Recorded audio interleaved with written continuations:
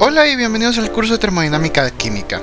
El día de hoy estaremos revisando la práctica número 8, titulada Determinación del calor de combustión de combustibles líquidos. El objetivo de esta práctica será determinar el calor de combustión de combustibles líquidos comunes. O en el caso de esta práctica vamos a ver las diferencias entre metanol y etanol.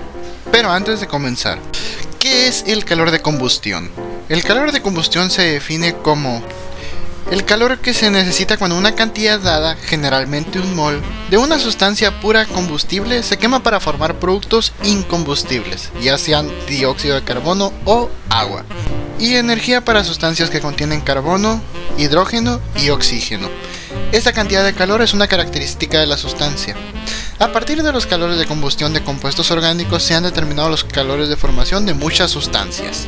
Y este método consiste básicamente en quemar a la sustancia en una bomba de combustión y medir el calor liberado. Para realizar la práctica se necesitarán los siguientes materiales: un matraz Erlenmeyer de 250 ml, un termómetro de 100 grados centígrados, un soporte universal, unas pinzas de 3 dedos, una lámpara de alcohol, un embudo de vidrio, una probeta de 250 ml y fibra de vidrio. Comenzaremos la práctica pesando una lámpara de alcohol con metanol y pesando otra con etanol. Estas serán nuestras masas iniciales y las compararemos una vez ya terminado el experimento con lo que se gastó. Después procederemos a pesar nuestro matraz Erlenmeyer. Primero lo pesaremos vacío y después procederemos a agregar el agua. Se le agregarán 200 ml de agua destilada. Anotamos las masas y procedemos a armar el siguiente sistema, en el cual podemos ver cómo el soporte universal está agarrando al matraz Erlenmeyer para que esté lo más cerca posible de la lámpara de alcohol. Antes de comenzar con la combustión, tomaremos la temperatura ambiente del agua. Seguido de esto volveremos a montar nuestro sistema. Prendemos fuego a la lámpara de alcohol, que en este caso el primer alcohol que vamos a probar será el metanol. Es muy importante que durante el proceso de combustión estar monitoreando el termómetro para los cambios de temperatura. El proceso de combustión se va a llevar a cabo hasta tener una diferencia de temperatura de aproximadamente unos 20 grados Kelvin. Después de esto se apagará inmediatamente la flama colocando la tapa sobre el mechero, se esperarán unos 30 segundos y se medirá la temperatura. Una vez anotados estos datos, procederemos a pesar la lámpara de metanol y repetiremos todo este proceso pero con la lámpara de etanol. Una vez anotados todos los datos y el proceso una vez ya finalizado, procederemos a explicar los cálculos. Como en la práctica que ya les había explicado anteriormente, en mi caso, en esta práctica, si los cálculos de la pasada fueron fáciles, estos van a ser incluso más sencillos, puesto que ahora solo tienen que sustituir en las fórmulas. Y en el propio documento que están ustedes observando en este momento, tienen que venir las instrucciones de cómo tienen que hacer cada cálculo. Igual no hay ningún pierde, se los voy a explicar. Primeramente tienes que apuntar las características que tiene cada cosa. Por ejemplo, es importante que tengan en cuenta la masa del matraz vacío, la masa del matraz con agua y la masa del agua. La masa del agua, se los puse ahí en el cálculo, es la masa del matraz más agua menos la masa del matraz vacío, que te va a dar 47.28. Eso corresponde a la masa del agua. Después está la masa de la lámpara antes de meterla al procedimiento, antes de que la prendamos. Y está la masa de la lámpara después. Obviamente va a ser es muy obvio que tengan que esperar que el volumen de la lámpara o el peso de la lámpara sea menor. No va a ser mucho menor, en el caso del metanol no va a ser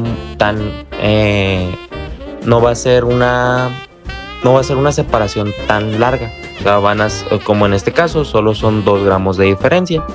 Pero en el caso del etanol puede que sí, tanto les lleve más tiempo hacer la reacción como gasten más etanol para hacer la reacción. Después, las temperaturas. Es muy importante que ustedes, como en la práctica pasada que ya les expliqué, se pongan de acuerdo con su maestro y le pregunten cuál va a ser su límite de temperatura. puede que hagan que el agua llegue incluso hasta los 50 grados. Esto va a depender, como ya les dije anteriormente, de cada maestro, y tanto de cada maestro como de cada alumno. Esto básicamente se los dejo a su libre albedrío, pero el hecho de que dure más la reacción y pues tenga que subir la temperatura va a provocar que se gaste más combustible, en este caso metanol. Pero eso ya queda cuestión de su maestro o de ustedes. Para empezar, tenemos que calcular el número de moles del combustible. El número de moles se saca la masa de la lámpara antes, bueno, eso viene después. La masa de la lámpara entre el peso molecular de la fórmula o del combustible, que en este caso es el metanol. El metanol tiene un peso molecular de alrededor de 32.4 gramos mol. En la práctica no lo especifica, pero por sí o por no saquen los dos, los moles del antes y los moles del después. Dudo que vayan a utilizar los del antes, pero en el dado caso de que su maestro se los llegue a pedir, lo pueden hacer. En nuestro caso, solo hicimos los cálculos en base a los moles del después. Son 135.83 gramos que corresponden a la masa de la lámpara antes del proceso, entre 32.04 que corresponde al peso molecular. Nos dio 4.33. Después están sacar los moles del después, que es básicamente tomar la masa de la lámpara después de hacer el procedimiento. En este caso serían 133.88 gramos entre 32.04 gramos mol. Y los moles del después nos darían 4.17. En los cálculos viene una sumatoria, que es la sumatoria de los moles, que es en total serían 8.4 moles. Yo lo hice pensando que iba a ser necesario, pero en nuestro caso no fue necesario, puesto que nosotros tomamos un valor distinto, un valor que viene en la práctica. Después nos toca sacar F, después nos toca calcular F, que F sería el factor de calor. El factor de calor es igual a Q1, que es igual al calor generado por el combustible, entre Q2, que es el calor absorbido por el aparato. En nuestro caso, el aparato sería un matraz. Pero estos se tienen que calcular por separado. Por ejemplo, Q1 es igual, se calcula en base a los moles del después, puesto que es menos 76.5 kilojoules entre moles, que esa viene siendo una constante, pero curiosamente puede llegar a variar. Como les dije, cada práctica va a depender de cada maestro o de qué fuente la estén tomando. Una aclaración es que nuestra verdad no es la verdad completa. Ustedes esfuércense y busquen por su lado información que lo vean necesario. Por ejemplo, tal vez hacer los cálculos con una R diferente o utilizar unidades distintas a las de nosotros. No se queden con nuestra verdad, sino que también busquen su propia verdad. Eso lo van a multiplicar por el número de moles del después, que en nuestro caso sería 4.17 moles. Los moles del después van a eliminar a los moles de los kilojoules sobre mol.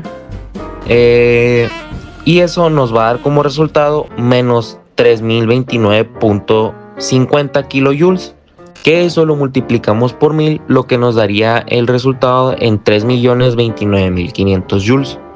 Después, para sacar Q2 necesitamos la masa del matraz por el CP del matraz, que igualmente viene en la práctica, más la masa del agua por el CP del agua por la delta H, que es la diferencia entre las temperaturas. El CP del matraz puede variar no tanto por el tipo de matraz como por la marca del matraz. Puede variar por el volumen que tiene, por la marca y por el tipo de vidrio por el que está hecho. Entonces, nuestra masa del matraz es 147.85 gramos por 0.58 joules entre gramos por Kelvin. El CP del matraz corresponde a un matraz marca Pyrex. Esto más 47.28 gramos, que es lo que sacamos de agua, por 4.183 joules sobre gramos por Kelvin.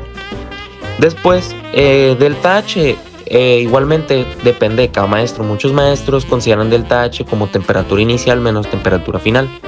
Otros maestros lo comparan con temperatura final menos temperatura inicial. En nuestro caso lo tomamos como lo que es normal, que es temperatura final menos temperatura inicial.